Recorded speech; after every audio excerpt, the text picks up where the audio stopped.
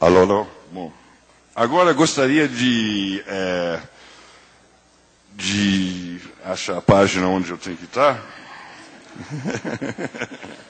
e convidar para o primeiro depoimento o Dr. Osvaldo Massambani, que vai discutir a sustentabilidade e educação. Professor, o senhor tem 15 minutos. Bem, boa tarde a todos e a todas. Eu queria dizer da minha alegria de estar aqui. Agradecer a Sheila pela oportunidade, pelo bom trabalho e pela ênfase de introdução da questão da inovação, da educação nesse contexto. Eu queria também saudar ao professor Paulo Nogueira Neto, meu amigo Paulo, que estamos trabalhando na educação para a sustentabilidade, ele muito mais que eu, evidentemente, mas que desde o relatório Brundtland, mas nós estivemos juntos nas atividades da Rio 92, quando estávamos construindo a Carta da Terra, uma proposta da USP como uma atividade paralela na Rio 92. De modo que é com muita alegria que eu vejo aqui, tão forte, tão disposto e tão contributivo, não é? E eu queria tratar, de certo modo, um pouco rápido sobre essa questão do desenvolvimento sustentável, dizer que, em particular, a Universidade de São Paulo, mas não só ela, mas todo o corpo acadêmico de São Paulo e do Brasil tem se preocupado muito com essa questão, do ponto de vista educacional, mas eu quero trazer um exemplo da iniciativa das Nações Unidas para fazer com que o conceito de desenvolvimento sustentável possa percolar dentro do tecido social e, de fato, fazer aquilo que precisa ser feito para que tenhamos um planeta sustentável. O primeiro slide... tem um controle aqui. Opa, eu levei. You have it.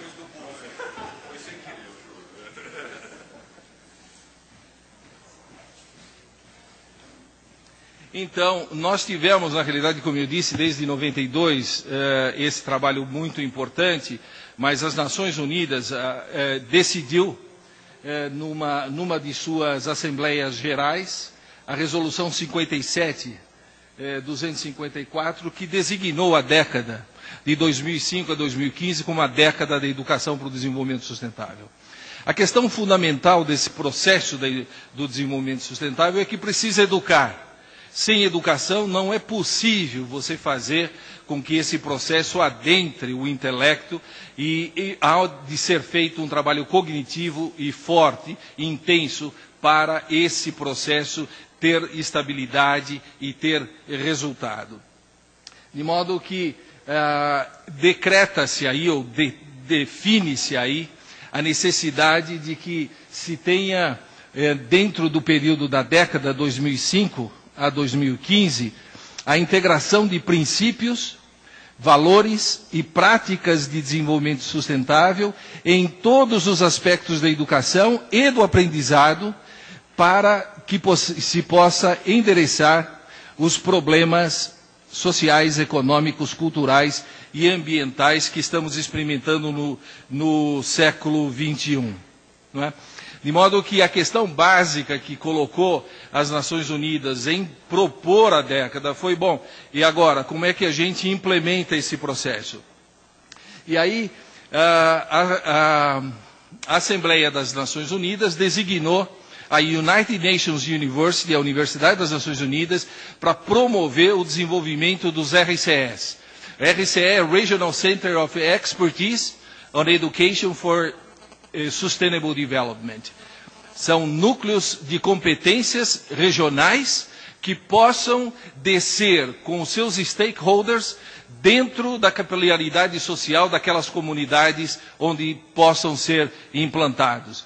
E aí nós temos hoje, depois desse início do processo da década, nós tivemos o primeiro RCE no Brasil. Aliás, foi estimulado pelo prefeito Jaime Lerner, em Curitiba, que juntamente com a Universidade Federal do Paraná, inicia um movimento bem precoce para fazer com que os objetivos dessa década pudessem ser implementados naquela capital. E isso é uma coisa importante, porque isso mostra o quanto somos dependentes das pessoas. Nós é que precisamos fazer o nosso papel de levar esse processo avante, de introduzir dentro das nossas organizações e fazer com que isso seja derramado no tecido social. Em 2007, cria-se o RCE do Paraná, mas fomos procurados, e eu estava, então, na USP, sendo procurado pelo pessoal da United Nations University, para perguntar-nos, não? Por que São Paulo não tem um núcleo de competências que utilize o conhecimento da Universidade de São Paulo e faça com que, juntamente com os stakeholders mais importantes da cidade de São Paulo, do Estado de São Paulo, estimulem o processo de educação para o desenvolvimento sustentável, de modo a alcançar crianças na escola pública municipal, em toda a rede de ensino, no nível fundamental, no nível básico, no nível fundamental, no nível médio e na universidade.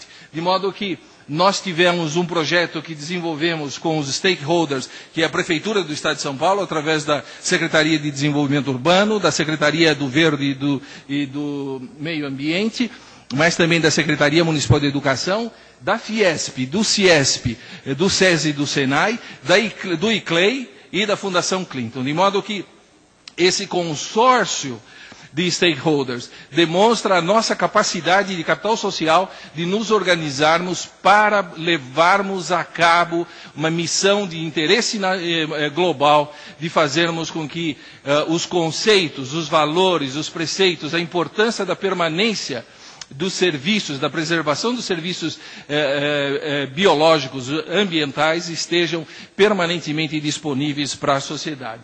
De modo que criamos o RCE São Paulo, e eu queria dizer um pouco sobre ele. Aqui estão os stakeholders compromissados para fazer esse desenvolvimento. Como eu disse, está ancorado na Universidade de São Paulo, porque representa a mais importante universidade da nação, representa uma potencialidade significativa, onde temos pesquisadores atuando em áreas de tecnologia, inovação tecnológica para a sustentabilidade, e tem um conhecimento absolutamente relevante, classe mundial, para oferecer para os alunos da universidade, mas ele tem que extravasar para o tecido mais básico, mais carente, que é a educação pública, a educação básica, a educação fundamental e a educação média. E essa parceria foi feita com o município de São Paulo, evidentemente, porque sem a presença do Estado, sem a presença do governo, sem a presença do executivo, é impossível que esses processos façam a percolação necessária. Mas mais que isso, nós introduzimos os atores econômicos. A Federação das Indústrias, através da própria Fiesp, do Centro das Indústrias, do SESI e do Senai, são instituições, são organizações que têm a maior relevância no contexto do desenvolvimento da nação e têm per si uma responsabilidade de introduzir o que há de melhores práticas, tanto do ponto de vista tecnológico, nas suas inovações e no avanço competitivo da indústria, como fazer com que isso seja sustentável o suficiente para que nós tenhamos uma qualidade de vida compatível com o melhor objetivo do planeta. Descemos também ao nível das organizações sociais, organizações não governamentais. Esse processo de capital social, ele depende do envolvimento do governo, depende do envolvimento dos núcleos de inteligência, mas ele depende também da ação comunitária, da ação da sociedade civil, da ação das organizações não governamentais, para fazer com que isso tenha maior capilaridade, maior penetração. E aí, ICLEI e Fundação Clinton foram também importantes atores nesse processo. Os objetivos, portanto, do RCE São Paulo, que é o conceito das Nações Unidas, em que, para se criar um núcleo de competência, é preciso que se tenha uma universidade, tenha um ator público e tenha stakeholders que possam influir nesse processo educacional. E aí nós colocamos o RCE São Paulo como um centro de transferência de experiências sustentáveis na educação ambiental, na educação da ciência, da tecnologia e da inovação, e criando-se uma plataforma de diálogo entre a sociedade. A universidade pública, sobretudo a Universidade de São Paulo, ela precisa, ela necessita, ela tem que fazer com que o seu conhecimento flua para a sociedade. Nós temos que fazer isso transferindo tecnologia, fazendo inovações, parceria com a indústria, mas nós temos que fazê-la também nas melhores práticas de política pública e de desenvolvimento para a sustentabilidade. De modo que isso veio como uma ponte que liga a Universidade de São Paulo e os stakeholders mais importantes para que a educação para o desenvolvimento sustentável possa se ampliar. Ela já é feita, ela é feita de muitas maneiras e precisa ser melhor ainda. De modo que as prioridades estão centradas no meio ambiente, no social e no econômico, como é específico do conceito de sustentabilidade.